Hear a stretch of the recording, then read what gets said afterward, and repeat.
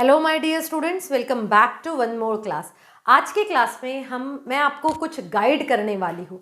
तो जैसे कि आपको पता है कि हमारा टर्म 1 एग्जाम हुआ था, केमिस्ट्री का पेपर काफ़ी अच्छा गया था आप सभी का, और साथ में ही हमने टर्म 2 की भी प्रिपरेशन स्टार्ट कर दी। तो अभी क्वेश्चन ये आता है कि अब ये वीडियो क्यों, क्योंकि अभी तक क्या हुआ है, बहुत सारे स्टूडेंट्स ने, पहले तो आपका 22 दिसंबर तक के एग्जाम चला था, उस चक्कर में बहुत सारे लोगों ने अभी जाके थोड़ी सी पढ़ाई करना स्टार्ट कर दी है।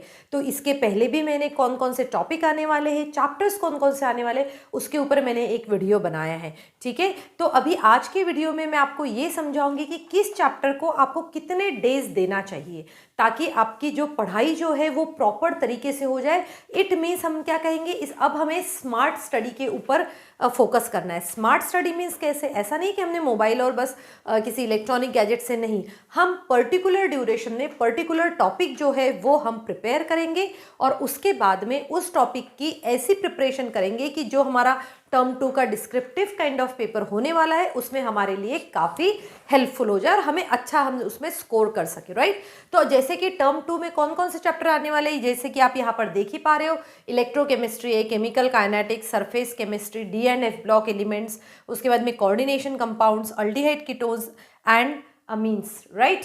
सो यहाँ पर आप देख सकते हो कि इन सभी चैप्टर में से ये जो हमारे चैप्टर है, ये जो 3 चैप्टर्स है, इनका वेटेज जो है वो 13 मार्क्स का है। ठीक है, इन सब का वेटेज कितना है, 13 मार्क्स का है। इन सभी चैप्टर्स में क्या क्या टॉपिक डिलीट हो चुके हैं जो बोर्ड एग्जाम में नहीं आने वाले हैं, वो मैं ऑलरेडी अपने कुछ वीडियोस में एक्सप्लेन कर चुकी हूँ। आप वो वीडियो जरूर देखिएगा, ताकि क्या होगा कि आपको जब आप एनसीईआरटी में जब उसको स्ट्राइक आउट कर लोगे तो उतना टॉपिक हमें पढ़ना ही नहीं। टर्म 1 में भी आपने देखा होगा कि जो टॉपिक कहे गए थे, सीबीएसई ने जो टॉपिक बोला था कि ये डिलीटेड इसमें है, तो वो टॉपिक उन्होंने फिर लास्ट में नहीं दिया था, राइट। तो ये आपका 13 मार्क्स का आ जाता है। ये 2 चैप्टर जिसमें डी ब्लॉक और कोऑर्डिनेशन कंपाउंड जो है, इस चैप्टर का वेटेज जो है वो है हमारा 9 मार्क्स का। ठीक है, अब ये 9 मार्क्स का वेटेज है, ये 13 मार्क्स का वेटेज हो गया। अब देखिए, ये जो दोनों चैप्टर्स है, aldehydes, ketones and carboxylic acid, साथ में ही अमाइंस, ये चैप्टर का वेटेज है 13 मार्क्स। अब देखो, जो मैं आपको स्ट्रैटेजी बता रही थी, जो मैं आपको चैप्टर्स के वेटेज के बारे में बता रही थी, कौन सा चैप्टर आपको पहले स्टार्ट करना चाहिए, कौन सा चैप्टर बाद में स्टार्ट करना चाहिए, तो मुझे ऐसे लगता है कि सबसे पहले आपको अल्डिहाइड, कीटोन्स और अमीन्स जो चैप्टर है वो स्टार्ट करना चाहिए, राइट। इस अमीन्स चैप्टर में बहुत ही छोटा पोर्शन है। मैं अपने इसमें मैंने एक सीरीज चलाई थी, उस सीरीज में मैंने अल्डिहाइड, कीटोन्स और कार्बोक्सिलिक एसिड पूरा चैप्टर मैंने कंप्लीट कर दिया है। अब जो है अमाइंस में स्टार्ट करने वाली हूँ, ताकि आपके सॉलिड 13 मार्क्स जो है वो आपके अच्छे से प्रिपेयर हो जाए। ठीक है, तो ये सिर्फ 2 चैप्टर पढ़ने से आपके 13 मार्क्स की प्रिपरेशन हो जाएगी। और बेटा, ये एमसीक्यू क्वेश्चंस नहीं है, इसीलिए आपको डिस्क्रिप्टिव क्वेश्चन में, जैसे हम कह सकते हैं कि इसमें क्या होता है, इसमें नेम्ड रिएक्शन आएगी, कन्वर्जेंस आएंगे, कुछ मैकेनिज्म्स भी आएंगे। तो वो सभी आपको प्रॉपर तरीके से जब आप पढ़ लोगे और इस पर बार बार रिवाइज करेंगे, तब जाके आपको ये दोनों चैप्टर जो है प्रॉपर तरीके से समझ में आ जाएंगे, जो कि है 13 मार्क्स के, राइट। अब उसके बाद में हम कहेंगे ये 2 चैप्टर्स जिसमें डी एंड एफ ब्लॉक है, कोऑर्डिनेशन कंपाउंड से, आप इन चैप्टर्स के बारे में भी हम बात कर सकते हैं। तो देखो, इन दोनों चैप्टर्स में क्या है, D and F block element में इसकी प्रॉपर्टीज काफ़ी सारे स्टूडेंट्स को थोड़ा सा समझने में प्रॉब्लम लगती है, बट वैसे ये डिफिकल्ट नहीं है, राइट, क्योंकि इसमें काफ़ी सारा पोर्शन डिलीट हो चुका है। फिर लेते हैं हम कोऑर्डिनेशन कंपाउंड्स की बात। तो कोऑर्डिनेशन कंपाउंड्स और ये दोनों चैप्टर्स आप ले सकते हो। इसमें बहुत ज़्यादा जो है रीजनिंग वाले क्वेश्चंस आपको नहीं आते डी एंड एफ ब्लॉक में। जो हमारा टर्म 1 का चैप्टर था, पी ब्लॉक एलिमेंट्स, उसमें सबसे ज़्यादा रीजनिंग वाले क्वेश्चन आते। इसमें जो है आपको जब मैं समझाते चलूँगी तब मैं आपको कुछ क्वेश्चन की प्रैक्टिस भी करवाऊंगी। एंड स्टूडेंट्स, आप मुझे कमेंट सेक्शन में ज़रूर बताइए कि क्या आपको कुछ डिस्क्रिप्टिव काइंड ऑफ क्वेश्चंस की प्रैक्टिस चाहिए या फिर नहीं, तो मैं हर चैप्टर के बाद में आपको वो भी क्वेश्चंस की प्रैक्टिस करवाऊंगी, राइट। अब इसके बाद में आते हैं हमारे 3 चैप्टर, जो कि है हमारे फिजिकल केमिस्ट्री से। तो फिजिकल केमिस्ट्री से जैसे कि 13 मार्क्स का वेटेज है इन चैप्टर्स का।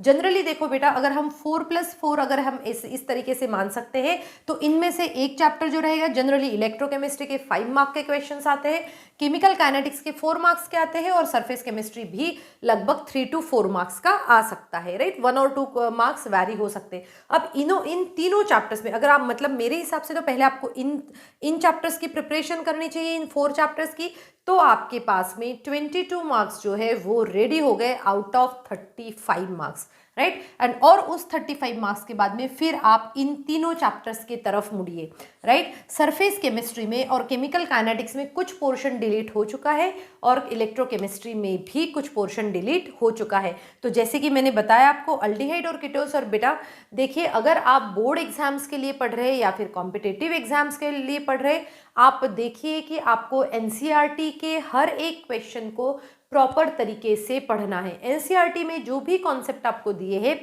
वो कॉन्सेप्ट आपको प्रॉपर तरीके से पढ़ना है। उसके बाद में अगर उसको हाईलाइट करके रखिए मेन नेम्ड रिएक्शन और सभी, तो ये क्या होता है जब हम इसको रिवाइज करने जाते हैं उस वक्त पे ये हमारे लिए काफ़ी हेल्पफुल होता है।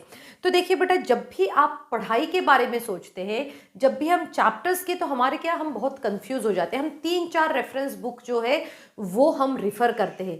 बट मैं आपसे कहूँगी कि अगर आप पढ़ाई कर रहे हैं, प्रॉपर तरीके से पढ़ाई कर रहे हैं, तो आपको सबसे पहले एक एनसीईआरटी बुक अपने पास रखनी चाहिए और कोई भी एक रेफरेंस बुक जिसकी लैंग्वेज आपको बहुत अच्छे से समझ में आती है, राइट।